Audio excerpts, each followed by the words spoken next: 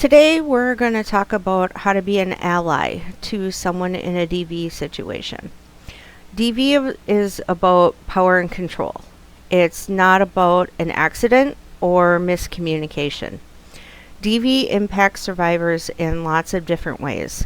It can cause survivors to be financially dependent on their abusive partner, isolates them from family and friends, and can have a serious impact on their physical and emotional health. If you want to set yourself up for the best conversation, it's important to understand where survivors are coming from, how they might be feeling, and how DV affects their lives. Once you've learned about the topic, think about who you want to talk to and the best way to talk to them about it, either alone, with friends, in a group setting, etc. There are many different people who can benefit from talking about DV, the signs of it, and the resources available. You may need a different approach for each one. Sometimes these conversations can be difficult or cause tension. Don't forget to take care of yourself throughout the process.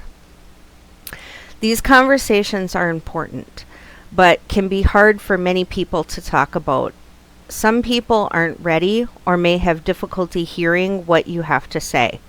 Remember to meet people where they are and know that you are making a difference just by bringing this topic into the light.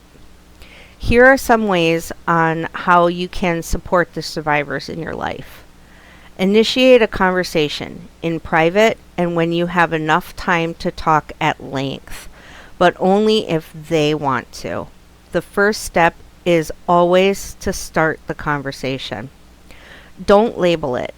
The words domestic violence, victim, and survivor can be overwhelming. Unless the person you're talking to uses those words, it's best not to mention them and instead talk about resources and support. Let go of any expectations you have that there is a quick fix. Not doing anything may very well be the safest thing they can do at any given time. Challenge false attitudes and beliefs that you may have about DV. Believe victims and let them know that you do. If you know the person who has or is abusing them, it may be hard to believe that they are capable of abuse. But remember that abusers typically act differently in public than they do in private. Listen to what they tell you. Avoid making judgments and giving advice. They will tell you what they need. Refer them to a service provider who can provide necessary medical attention, counseling, or emotional support, safety planning, and housing, and discuss their options. Build on their strengths. Point out the ways in which they have been able to cope, solve problems, and showed courage and determination. Validate feelings. It is common for victims to have conflicting feelings. Love and fear, guilt and anger, hope and sadness. Let them know that these feelings are normal. Avoid victim blaming. Tell the victim that the abuse is not their fault. Take it seriously.